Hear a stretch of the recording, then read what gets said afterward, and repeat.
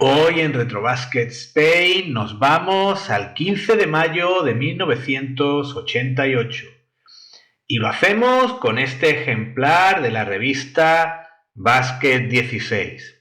Como siempre, antes de empezar, vamos a ver qué pasaba en España y en el mundo ese 15 de mayo de 1988. El diario El País tenía en portada el hundimiento de un petrolero español causado por aviones iraquíes. Y a nivel internacional, una de las noticias más destacadas eran las próximas elecciones anticipadas en Francia. La Liga Española estaba a punto de concluir y lo hizo días después de este 15 de mayo con la clasificación que veis en pantalla. Una liga ganada por el Real Madrid de la Quinta del Buitre, que como sabéis ganó 5 ligas seguidas en la última mitad de la década de los 80. Tenemos a una Real Sociedad que quedó en segundo puesto y a un Fútbol Club Barcelona que quedó en sexto puesto y que llegó a competición europea por la vía de la Recopa. También es destacable que el Cádiz quedó en el mejor puesto de su historia, un 12º puesto que consiguió entrenado por Víctor Spárrago. También destaca ese 13º puesto del Logroñés. De igual forma, esta liga es recordada por el famoso motín del Hesperia, que se produjo semanas antes del final de la liga y en el cual los jugadores del Fútbol Club Barcelona, incluso el propio entrenador del Barcelona, Luis Aragonés, se rebelaron frente al entonces presidente del Barcelona, Josep Lluís Núñez. En el panorama musical, el número 1 del Billboard norteamericano ese 15 de mayo, al igual que el número 1 de la mayoría de listas mundiales, era George Michael con Faith, disco con el que llegó a vender más de 25 millones de copias. Y los que acudiesen a una sala de cine ese 15 de mayo de 1988 podían ver, entre otras películas, Perseguido, o con su título original The Running Man, la película de acción futurista de Arnold Schwarzenegger basada en una novela de Stephen King. Todo un peliculón que me imagino que la mayoría de vosotros recordáis. Y una vez visto lo que pasaba ese 15 de mayo de 1988, vamos a empezar a ver nuestra revista Nuestro Básquet 16. Dentro del orden aleatorio que caracteriza nuestros lanzamientos de revistas, mantenemos la tendencia de no repetir cabecera. En este caso era bastante complicado porque nuestra primera revista fue un Basket 16 de 1989. Pero como veis, la cabecera no es la misma. Aquí estamos ante la que se llamaba Estrellas del Basket 16, como podéis ver en la parte superior de la portada, mientras que la primera revista que vimos se llamaba simplemente Basket 16. Esto fue debido a una serie de litigios que tuvo el grupo 16 con Hobby Press, con la editora de Gigantes, y que llevó a Basket 16 a tener hasta 3 diseños de portada diferentes. El tercero lo veremos en un próximo vídeo. Dicho esto, vemos que los contenidos de esta revista incluían la selección preolímpica para 1988. Nos hablaban de Antonio Martín como recambio de Romay, que había sufrido una lesión de la que ahora hablaremos. Tenemos una entrevista a Pat Ewing y también tenemos la actualidad de los playoffs de ACB y de NBA.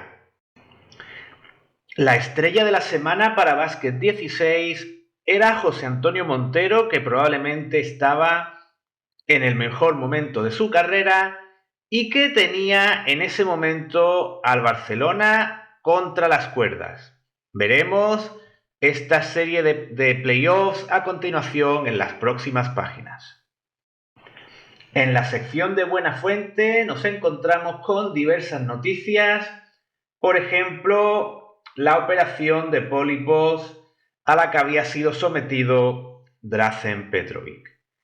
En la parte derecha, la sección de opinión giraba en torno a la lesión de Fernando Romay, lesión que recordaréis, la más grave de su carrera, cuando Biriukov cayó sobre su rodilla, ocasionándole una lesión de ligamentos que aparece muy detallada a lo largo de esta revista. Aparte de eso, tenemos el resto de contenidos de la revista, por ejemplo, un artículo sobre la retirada del número del Dr. J, una entrevista a Chicho Sibilio y muchas más cosas que vamos a ir viendo a continuación. Y el primer reportaje de la revista, como vemos, está dedicado precisamente a esa lesión de Fernando Romay.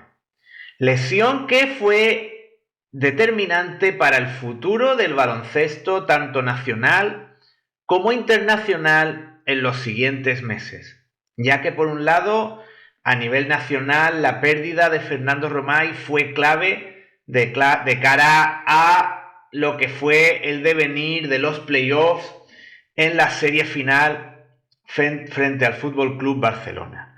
De igual forma, aunque la revista mostraba la posibilidad de que Romay llegase a los Juegos de Seúl, no fue así y su baja también fue clave para que la selección no tuviese la fortaleza defensiva que había tenido en anteriores competiciones internacionales. De hecho, aquí tenemos una columna en la parte derecha firmada por Antonio Díaz Miguel que precisamente comentaba su pena por no contar con Fernando Romay, al que consideraba la tercera gran baja que iba a tener en su selección. Las otras dos grandes bajas que ya eran seguras eran las de Corbalán, que ya se había retirado de la selección hacía muchos años, y la baja de Fernando Martín, que por razones obvias, por haber sido jugador profesional, no podía competir con la selección española. En la siguiente página continúa el desarrollo de la noticia, en este caso hablando de los posibles sustitutos de Fernando Romay, Ferran Martínez, Antonio Martín y Juan Antonio Morales. Y también en este caso, si antes era Antonio Díaz Miguel el que nos hablaba de cómo afectaba esa baja a la selección, ahora, escrito en letras azules, tenemos lo que opinaba Lolo Sainz, el cual consideraba que la baja de Romay era incluso más grave para el Real Madrid que para la selección española.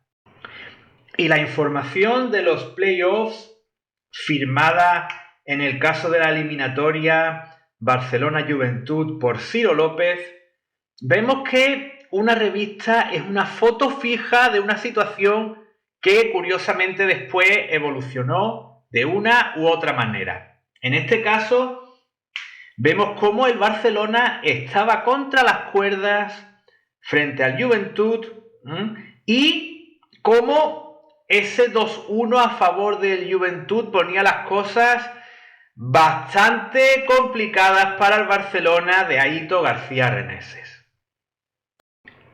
Si analizamos las estadísticas, que como siempre os digo, son muy cómodas de ver en los paneles estadísticos de Básquet 16, a diferencia de lo que pasaba con Gigantes del Básquet, vemos que el Barcelona Juventud, celebrado el 2 de mayo del 88, tuvo por parte del Fútbol Club Barcelona a Epi como jugador principal con unos porcentajes de acierto tanto de 2 como de 3 realmente espectaculares. Vemos por parte del Juventud una actuación mucho más coral con un montón de jugadores por encima de los 10 puntos y destaca la actuación de Montero y Margal. El segundo partido del que hablamos, celebrado el sábado 7 de mayo, tiene un resultado más abultado para el Juventud, que en este caso jugaba en casa. Vemos de nuevo una actuación coral del Juventud en la que incluso se incorpora en ese aspecto anotador Jordi Pardo, que también supera en este caso los 10 puntos. Vemos que es como unas cifras anotadoras parecidas a las que nos encontramos en baloncesto moderno. En el caso del Barcelona, al igual que en el primer partido que hemos analizado, vemos una actuación muy gris de Audi Norris, por ejemplo, y en este segundo partido el jugador más destacado era Solozábal.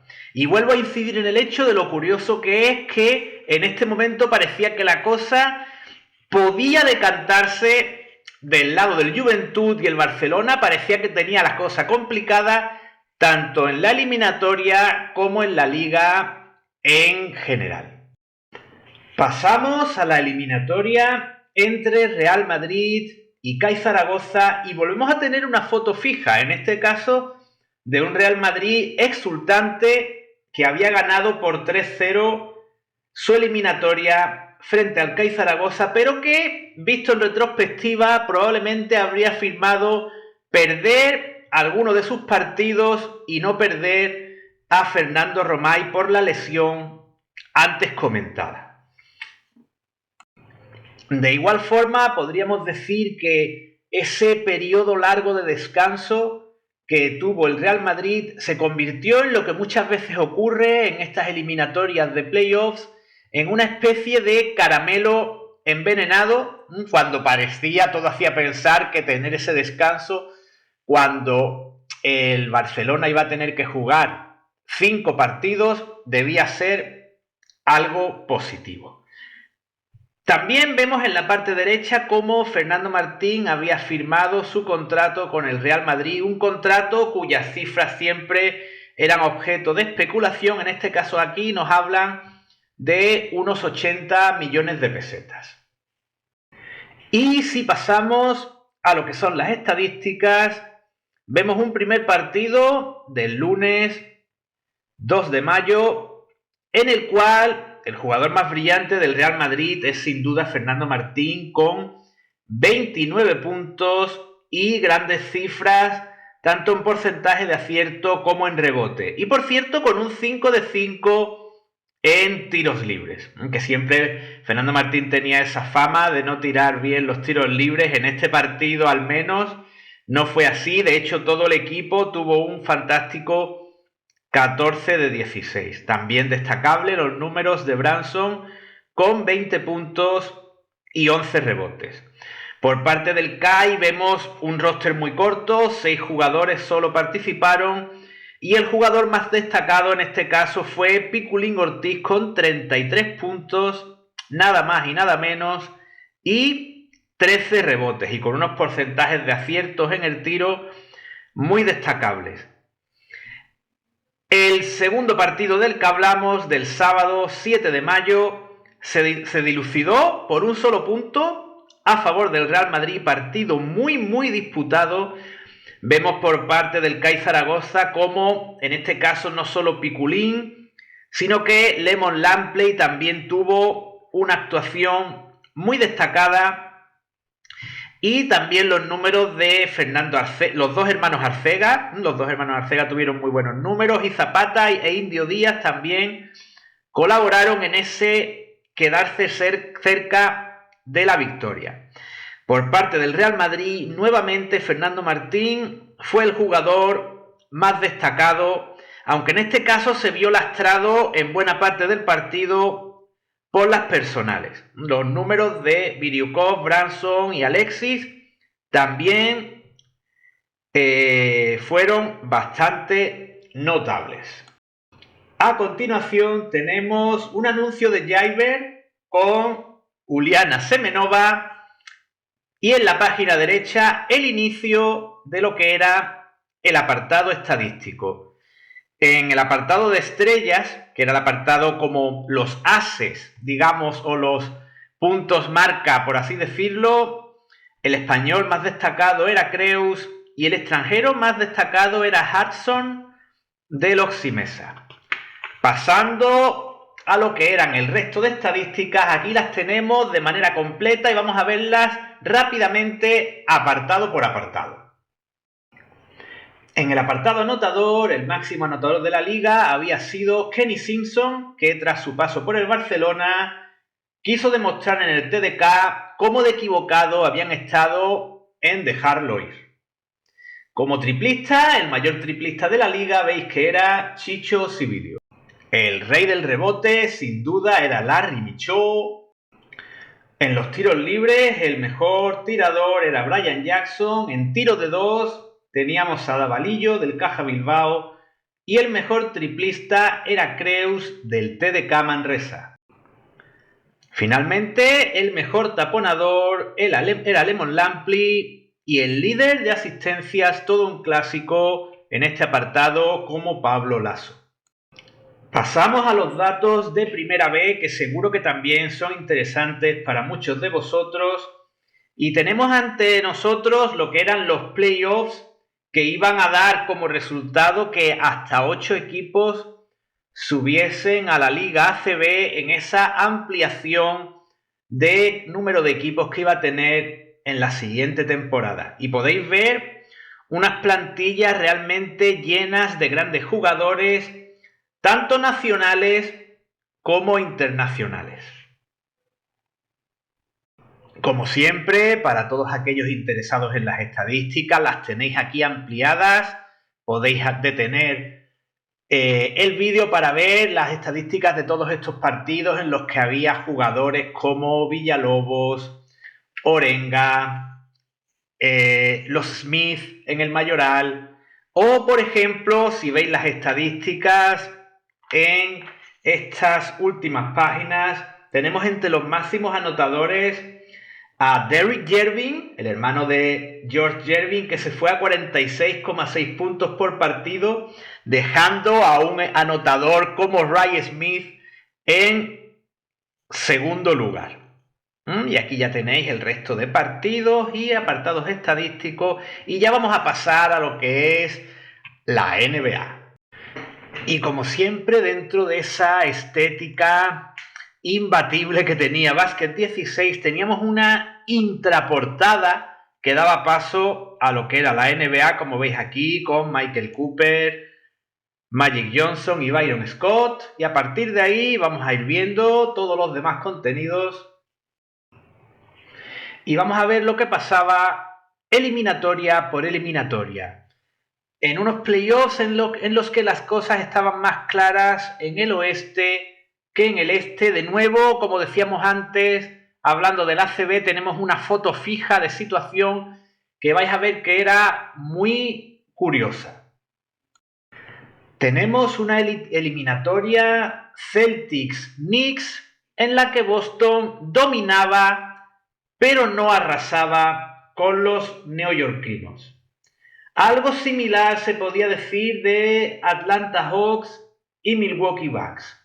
Un Atlanta más pujante en ese momento se tenía que ver con unos Milwaukee Bucks que, a mi entender, tenían un equipazo con esos Terry Cummings, Paul Pressey, Sidney Moncrief, Jack Sigma, etc. Y para mí la eliminatoria más interesante de todas y la foto fija más llamativa que tenemos en esta revista a nivel NBA es la Detroit Pistons contra Washington Bullets. Como veis, la cosa estaba 2-2, es decir, Detroit estaba a un partido de poder caer en primera ronda de playoffs se vieron obligados a llegar al quinto partido frente a esos Washington Bullets entrenados por Wes Unseld y que tenían a Moses Malone, a Jeff Malone y a un ya muy renqueante Bernard King, pero que estaba intentando dar lo máximo de sí frente a los Pistons en esta durísima eliminatoria. En cuanto a la serie entre Chicago y Cleveland, que también se fue al quinto partido, vemos a un Jordan solo ante el peligro enfrentándose a los Cavaliers. Un Jordan que se tenía que ir a los 50 puntos o a 40 y tantos para mantener a flote la nave de Chicago frente a unos Cavaliers que en aquella época, ya sabéis, tenían una gran plantilla muy larga, llena de jugadores jóvenes y también algún que otro veterano notable como Larry Nance. En el oeste la cosa iba bastante más deprisa. Los Lakers habían barrido a San Antonio. Portland seguía sin ser un equipo fiable en playoffs e iba perdiendo su serie frente a Utah Jazz. Dallas, digamos probablemente segundo equipo más fuerte en aquel año en el oeste, había barrido a Houston, un Houston que ya sabéis hacía pocos años que había sido finalista de la NBA frente a los Celtics, pero no pudieron hacer nada frente a esos Dallas Mavericks que tenían un auténtico equipo estelar que en un año prácticamente quedó totalmente desmantelado. Y finalmente teníamos un Denver Nuggets Seattle Supersonics que estaba 2-2 y probablemente fuese la eliminatoria más igualada en cuanto a nivel de todas las que hemos comentado. En la página de la derecha tenemos el equipo rookie del año. Fijaos, Mark Jackson como base. Un Mark Jackson que creo que su mejor año probablemente fuese ese año rookie, probablemente un año o dos más después, y no fue tan bueno el resto del desarrollo de su carrera. Kenny Smith, que ya sabéis, después de Sacramento, su mejor época probablemente fueran los Rockets. Derrick McKee, la cosa va de jugadores más bien pequeños en este equipo rookie. Evidentemente, por tanto, Armon Gillian no iba a tener problema para jugar como 4. Otro jugador que quizás se quedó un poco estancado posteriormente en su carrera y, por supuesto, el jugador que menos brillantez tuvo globalmente en su carrera fuese Greg Cadillac Anderson, que aparece aquí como pívot de este equipo rookie y que se convirtió en un jugador bastante marginal, con un papel bastante residual el resto de su carrera. En la parte inferior de esa página derecha tenemos lo que era para mí uno de los puntos fuertes de Básquet 16 frente a la competencia. Las grandes firmas que escribían en Básquet 16. Antes vimos una columna firmada por Antonio Díaz Miguel.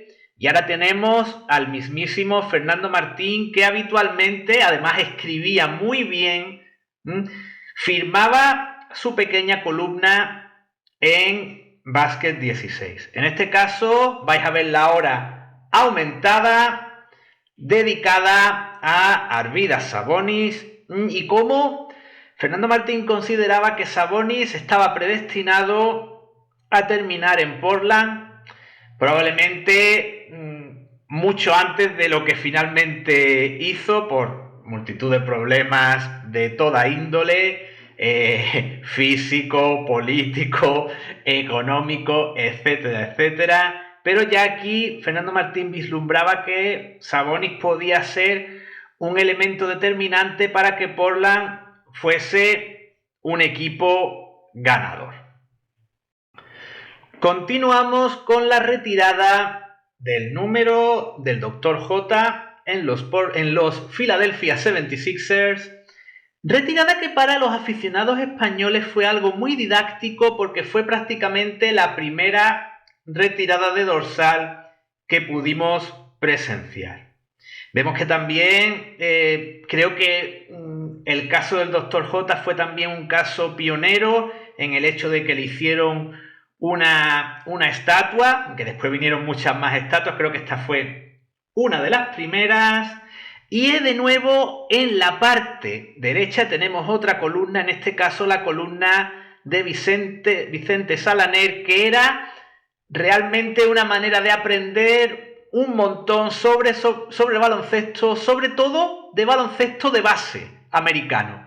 Solía hablarnos de los jugadores que iban a venir antes que nadie. Y este caso, de nuevo, confirma lo que os estoy comentando porque nos habla de los jugadores que estaban por venir. El principal del que habla es Alonzo Mourning, al que ya muy acertadamente comparaban con Moses Malone, y el resto de jugadores que menciona, prácticamente todos ellos tuvieron una larga y brillante carrera en la NBA. Nos habla de Chris Jackson, después conocido como Mahmoud Abdul-Rauf, de Chris Mills, de Billy Owens y de Kenny Williams, que para mí es el menos conocido. He estado investigando un poquito después de ver la revista. Tuvo una corta carrera en NBA y después tuvo una trayectoria prolongada y destacable en el baloncesto europeo. Continuamos con la entrevista que era el reclamo principal de la portada de este número de Basket 16.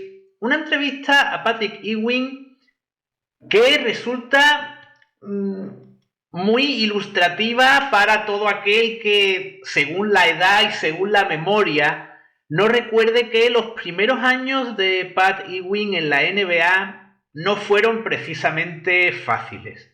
Le costó convertirse en el pívot estelar que finalmente fue.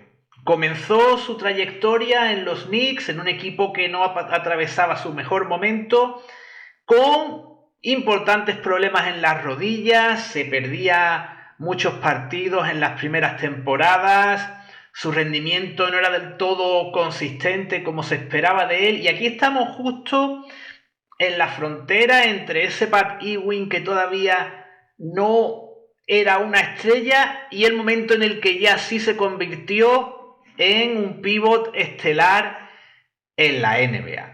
Dentro de la entrevista destaca sobre todo la mención a cómo parecía que no había estado conforme con el hecho de formar unas torres gemelas con Bill Cartwright.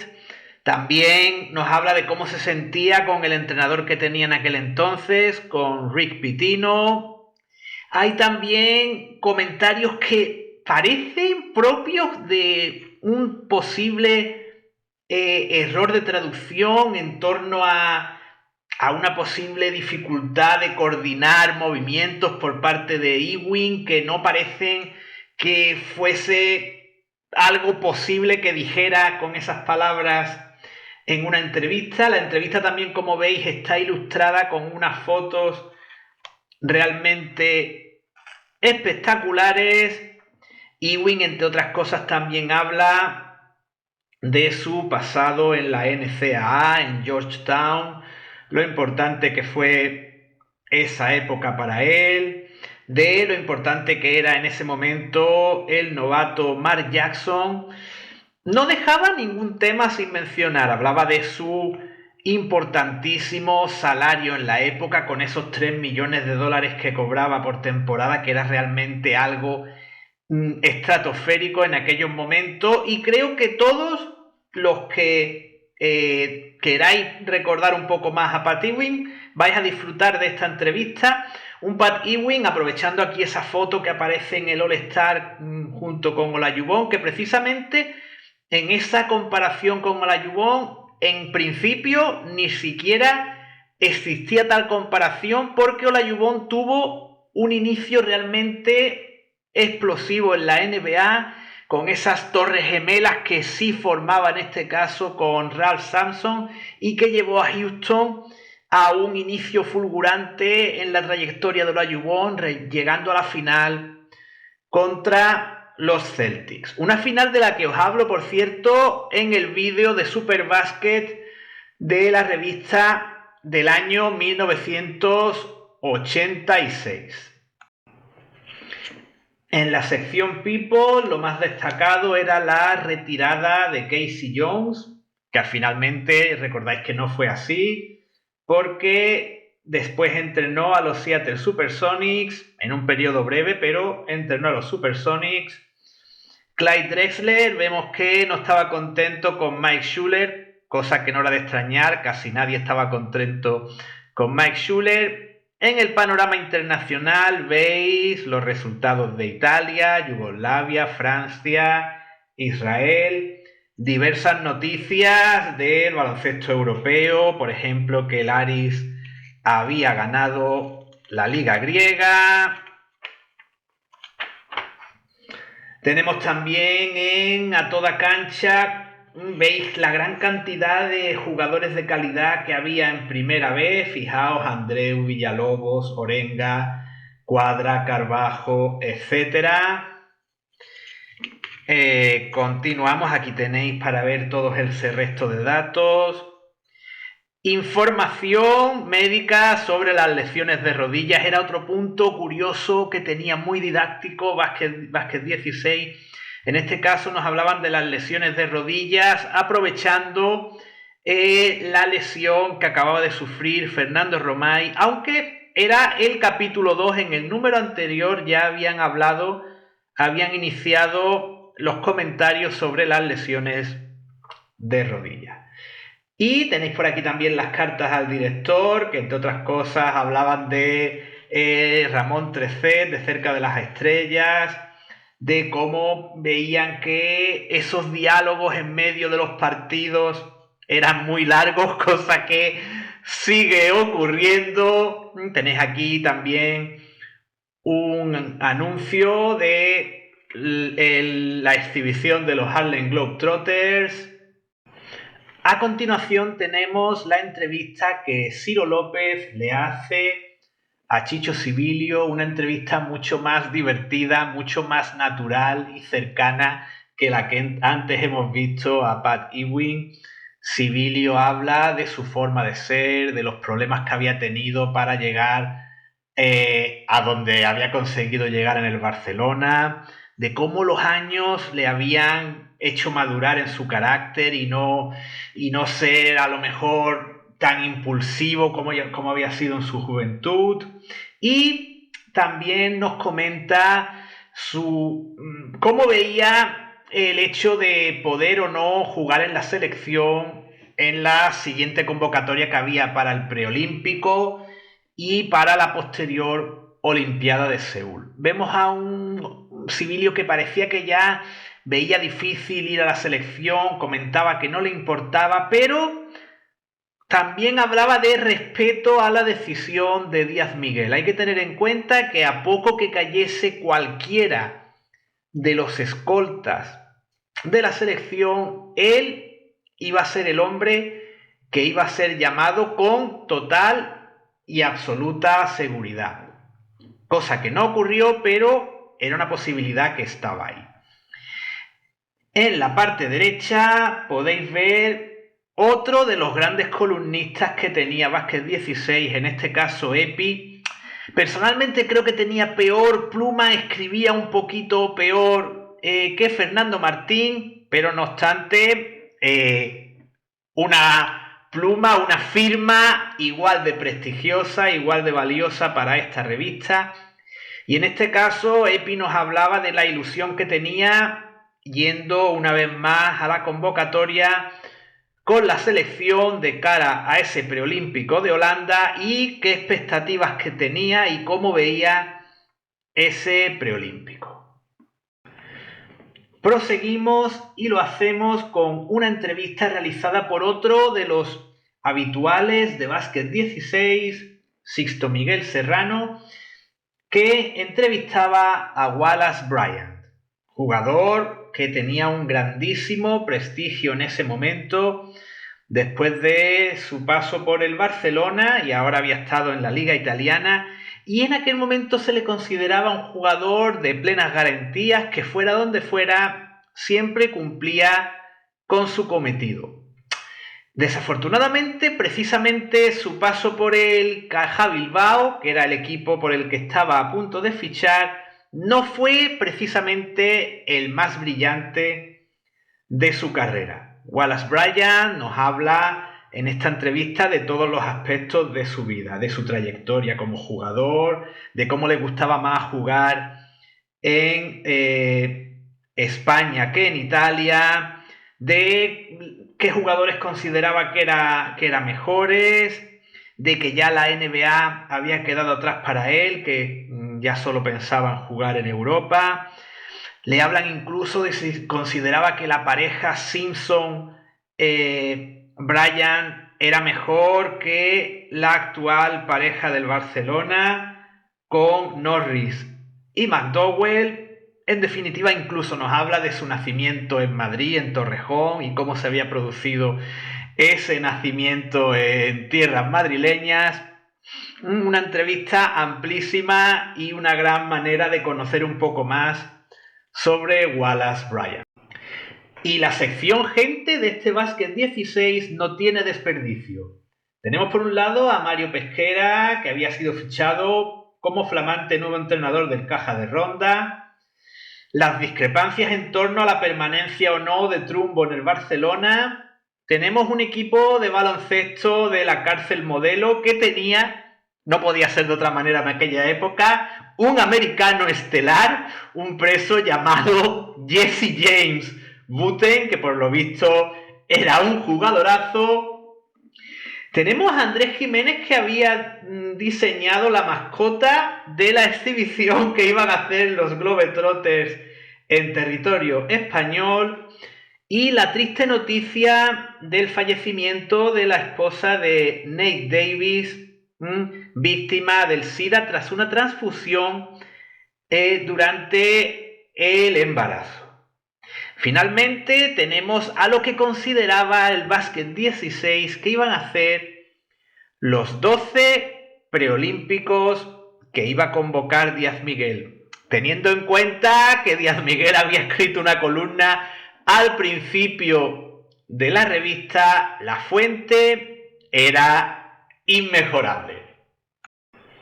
Y con el humor de Goma Espuma y las Kelme de Jordi Villacampa, cerramos este número de Básquet 16 y os esperamos como siempre próximamente en nuestra próxima revista aquí en Retrobasket Spain.